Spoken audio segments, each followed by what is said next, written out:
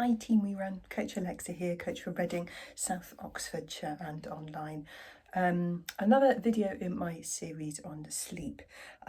We've talked a little bit in some previous videos about having a bedtime routine and thinking about, reducing the amount of daylight or blue light from devices and calming yourself ready for that moment where you go to sleep, kind of mentally and physically doing some preparation to help you get off to sleep more quickly.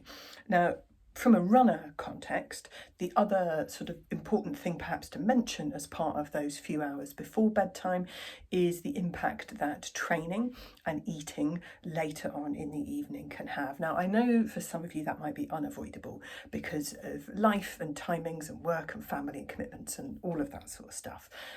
But where possible, it's best to try and leave as much of a gap as you can in between your sort of maybe early evening training session and going to bed, and also when you eat dinner.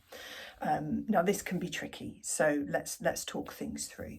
Why do we want to be a little bit conscious about this? The first thing predominantly around training and bedtime is that our body temperature, core body temperature, gradually drops as the level of our sleep hormone increases. So by going out and training, we create a lot of heat from our muscles, our core body temperature is a lot higher, and that can delay that increase in sleep hormone. So it means that you're going to be more awake for longer. So, if your bedtime is 10:30 and you're having to your training session finishes at like 9:30 in the evening, you might notice that it takes you just a while to cool down, calm down mentally and physically. You're a little bit behind the curve in terms of the rising of that sleep hormone. So just something to be aware of. If you've got the flexibility to pull those evening training sessions a bit further forward, then that's great. The more gap you can leave between finishing your training and allowing your body to cool down in temperature, core body temperature wise, and also just kind of relax and unwind a little bit, the better.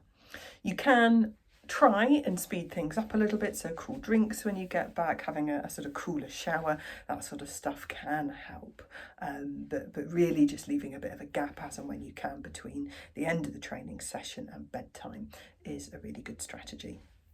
Now, in terms of eating and bedtime timing and the impact it has on sleep, there's a part of it which is comfort. So if you've just eaten, you've kind of switched on your digestive system, it's having to do a lot of stuff. A, it's full, so it's not going to be quite as comfortable, and B, it's working through stuff. So it's a system that you've just kind of asked to turn up its activity levels and crack on with doing its job at the same time as you're trying to get your whole body to calm down and relax and go to sleep. And remember that one of the benefits of sleep is that the digestive system has a gap where you're not eating in order for it to do this amazing sort of self-cleaning work, which is super important for our health and our digestion. So again, leaving a bit of a break, as much of a break as you can, between the last thing that you eat in the day and going to bed can be really useful. Now, if you're doing your speed session, say at 7 in the evening, and then you want to make sure that you eat something to refuel and get some protein in,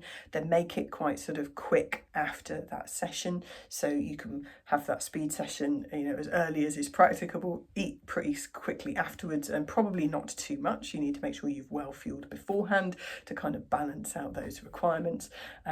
It's all about that balancing act. So I know, for a lot of us, it's not practicable to be able to do training at different times of day. And if that's the case, then just have an experiment with how much you're eating later on in the evenings. Maybe try and reduce the amount a little bit, because at the end of the day, after you've finished training, and if you're eating at sort of 9 o'clock in the evening, your body's not going to do anything with that other than for recovery. So have a little bit of protein to make sure that you've recovered, a little bit of carbs maybe just to refuel what you've lost in that training session.